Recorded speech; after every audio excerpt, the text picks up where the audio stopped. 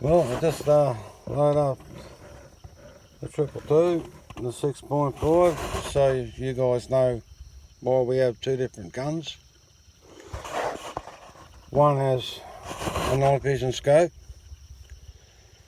but I have to put an IR light on it, and if it's in any timber or anything, it's no good because it gets reflection back from anything close instead of what you're aiming at. The other one's a thermal, and that shows up heat. So for those that don't know, you can see a long way with these things, and most of the time you can work out what your target is. Sometimes you've got to sit and wait and be sure. And you know, a long shot's 300 yards, so I've got to wait until they're, I like to wait until they're close. One, I don't waste ammo. Two, I know exactly where my bullet's going. I'll play it safe best I can in this situation. But the old fella was having his tea, so I didn't pull in and interrupt it. So I just sneak out the back here and plug a few. There's a lot of shooters like me out there, thousands. And without us, you can say goodbye to farms, pretty much. Definitely seeing the decline in our native wildlife. The foxes and cats, they're just decimating the marsupials. The birds.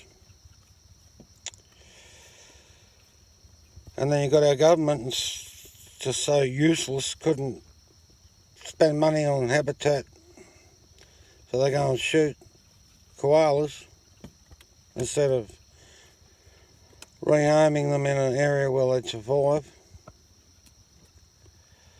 They just go and waste them.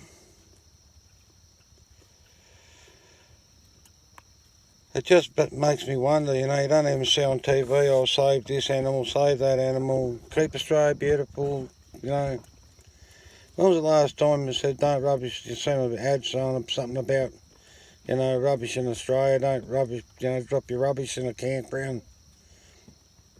Used to be every second ad on TV, now it's just all commercial, corporate shit.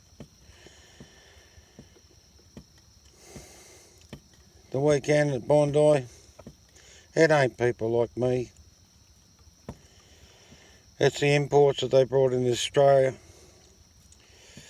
They're extremists, they don't assimilate, they don't become Australians like all the new Australians that I worked with. I worked with so many Yugoslavians, Croatians, Italians. First concrete I ever worked with was an Italian. Fantastic bloke. And I worked with a former carpenter right up to his retirement.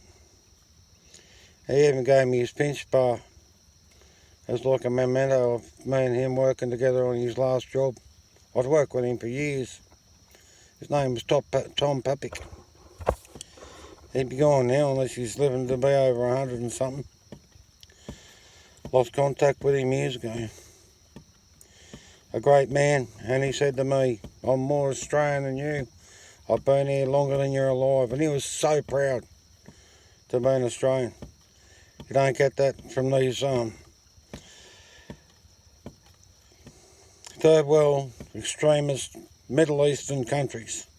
And not just them either. It's about time we vetted immigration. It's about time we took our country back, and if they don't want to fit in, well, the F word off.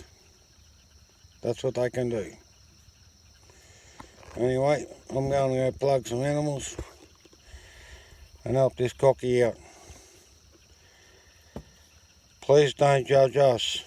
Have a look at the people that need judging. Those people in that white satanic building in Canberra. I can't believe where a country has slid so far. We got to do something about it, guys.